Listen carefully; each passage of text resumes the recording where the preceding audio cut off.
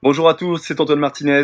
Je suis coach en nutrition et expert en perte de poids. Je me spécialise dans les transformations physiques. Je vous invite à mettre un petit pouce en bas de la vidéo et à vous abonner à ma chaîne YouTube pour avoir encore plein d'informations concernant mes 3 piliers fétiches, le lifestyle, la nutrition et l'entraînement. Dans cette vidéo, on va aborder la loi Pareto au service de l'alimentation et de la perte de poids. La loi Pareto, c'est 80-20. Moi, je l'adapte d'une certaine manière.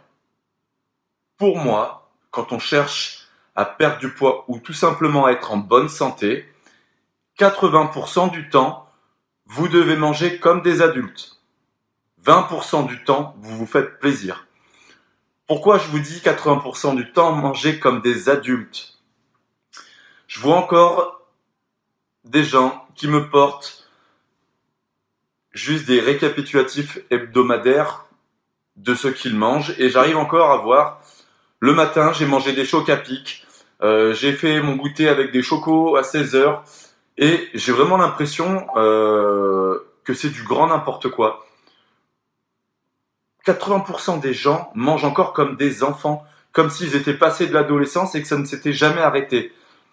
Il faut absolument avoir les 3 fast-food par semaine, sinon on se sent pas bien. Maintenant, je pense qu'il va falloir qu'on soit conscient d'une chose. Vous devez regarder la totalité de ce que vous mangez dans la semaine. C'est réellement très important. Et on s'aperçoit que notre loi, justement, elle est complètement inversée. C'est-à-dire que 80% du temps, on mange de manière anarchique. Tout est mélangé. Il n'y a aucun contrôle sur les calories, mais aucun contrôle aussi sur notre apport en glucides, sur notre apport en protéines.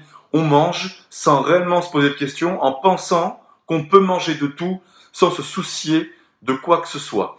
Ce qui est complètement faux. Et après, on va se dire lundi, mardi, parce qu'après le week-end, on se reprend, on se ressaisit. Lundi, mardi, on se met au régime. Chose qui ne fonctionne pas, c'est-à-dire que 80% du temps, vous mangez de la merde et 20% du temps, vous mangez de la salade. Dans le temps, ça ne peut pas fonctionner. Vous créez concrètement de mauvaises habitudes alimentaires et ça, il faut absolument réussir à l'inverser. 80% du temps, vous devez manger comme des adultes. Manger un fast-food dans la semaine, c'est pas le bout du monde. Mais manger 3 fast-food, petit déjeuner avec des chocs à pic, prendre des goûters comme si vous étiez un enfant en mangeant des gâteaux, tout ça, c'est plus possible. Il va falloir se concentrer sur vous. Pour une fois, se concentrer sur vous. Vous accorder du temps pour vous. Bien manger, c'est pour vous que vous le faites. Les résultats sont les vôtres. Donc j'arrête de manger comme un enfant. Je me concentre. Les adultes, ça mange des légumes. Oh, je sais. Quand je vois encore des personnes à 40 ans qui me disent moi, j'aime pas les légumes. Non, non, il faut faire un effort. Vous n'aimez pas les légumes parce que vous n'avez jamais pris le temps de les cuisiner.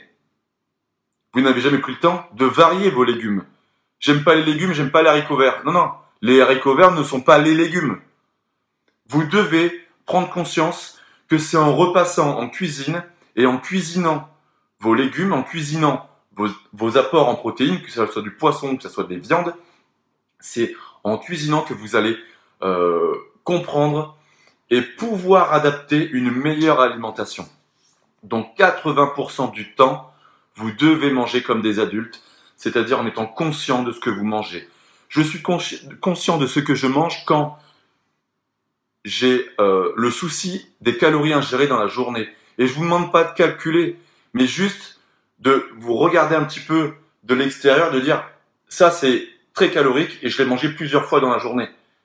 Est-ce que là-dessus j'ai été raisonnable? Oui ou non? Ça c'est peu calorique. Est-ce que je peux le manger plusieurs fois dans la journée? Oui ou non? C'est juste être conscient de l'apport énergétique que vous mangez. Ça, c'est réellement important. Ça, c'est une des premières choses. Est-ce que je mange beaucoup trop de sucre ou non? Le sucre, ce n'est pas que le sucre blanc que vous mettez dans un café. Les fruits sont du sucre, les produits laitiers sont du sucre, les céréales, tout ce qui est à base de céréales sont des sucres. Donc concrètement, quand vous mangez du pain, quand vous mangez du riz, quand vous mangez des pâtes, et oui, je suis désolé, tout ça, ce sont des sucres. Donc, mis bout à bout, ça fait beaucoup. Est-ce que je mange beaucoup de sucre tout au long de ma journée? Un, deux. Le troisième, est-ce que je fais des efforts nécessaires pour mériter ces sucres? Si vous passez le 80% du temps le cul derrière un bureau, vous ne méritez pas vos sucres. Vous avez une consommation énergétique qui est très faible. C'est très simple, il suffit de contrôler donc vos NEAT, les Non-Exercise Activity Thermogenesis. Vous prenez votre téléphone, vous prenez une montre et vous regardez le nombre de pas que vous faites dans la journée. Si vous en faites moins de 10 000, c'est que vous avez une activité qui est plutôt faible. Donc vous ne méritez pas vos glucides. Soyez conscient de ce que vous mangez 80% du temps pour que les 20% du temps restant, vous puissiez vous faire plaisir. Sur ces 20% du temps restants, privilégiez la qualité à la quantité. Les 20% du temps ne doivent pas ressembler à des orgies alimentaires. Et ça, c'est réellement très important parce que souvent, la loi, elle est mal interprétée. 80% du temps, je mange la salade, je me serre la ceinture. Non, ça marche pas non plus. 80% du temps, je mange correctement. Mais j'ai le droit aussi de me faire plaisir. 20% du temps, je me fais plaisir. Et là, ça part en cacahuète. On part dans des orgies alimentaires. Je vois des gens qui se beurrent la gueule. Ce n'est pas ça, 20% du temps. Privilégiez la qualité à la quantité. Choisissez le bon morceau de viande. Allez dans des restaurants qui vous font plaisir. Appréciez un bon vin. Ça, c'est 20% du temps.